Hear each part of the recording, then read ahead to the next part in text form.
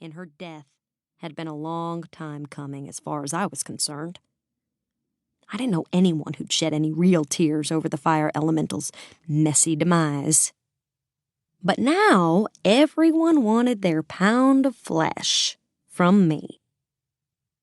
Mab's death had left a vacuum along Ashland's legit and not-so-legit power players, and they were all scrambling to stake their various claims, solidify their shady operations, and position themselves as the city's next top dog.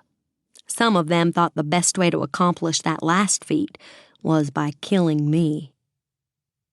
Idiot after idiot had come to the pork pit in the last few weeks, either singly or in small groups, all with one thing on their minds: taking out the spider. Most of the elementals came at me straight on, challenging me to duels and wanting to test their magic against my own ice and stone power. Everyone else, well, they were content to try to get the drop on me when I was either opening up or closing down the restaurant. Whatever their method, it always ended the same way, with the challengers dead and me asking Sophia Devereaux to dispose of their bodies. I'd killed more people in the last month than I had in a year as the spider. Even I was getting a little sick of the constant not-so-surprise attacks and blood spatters on my hands, clothes, and shoes. But the stream of suicidal lowlifes showed no signs of slowing down any time soon. The old lady next to Finn sucked in a breath.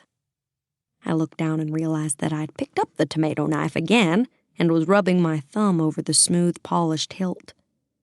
It wasn't as strong or sharp as the 5 Silverstone knives that I had secreted on my body, but the serrated blade would do plenty of damage.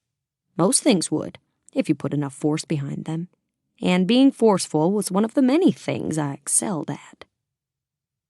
"What are you looking at?" I snapped. The old lady's eyes widened. With a trembling hand, she reached into her purse, threw a $20 bill onto the counter, slid off her stool, and hightailed it out of the restaurant as fast as her square white heels would carry her. "Another one bites the dust," Finn murmured, his green eyes bright and merry in his handsome face. He always loved my discomfort, even when he wasn't the cause of it. I frowned and made a slashing gesture with the knife, but Finn just ignored my cold glare and threats of violence.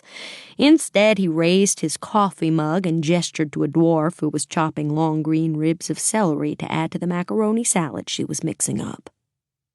"Sophia," he asked, "pretty please." Sophia Devereaux turned to stare at Finn.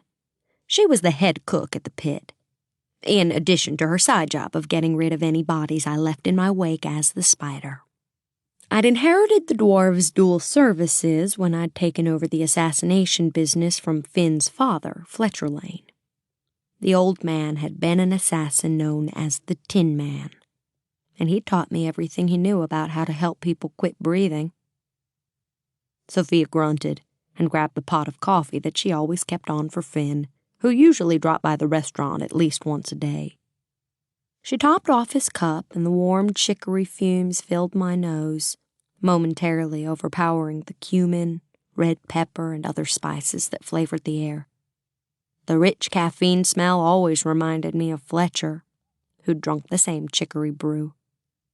I breathed in, hoping that the comforting scent would help relax me, but it didn't, not tonight. Not for weeks now.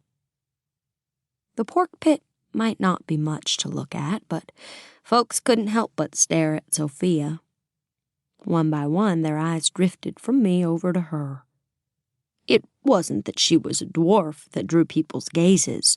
It was because she was goth. Seriously goth. Sophia wore heavy black boots and jeans topped by a white t-shirt that featured a black scythe slashing across her chest. Grim Reaper, indeed.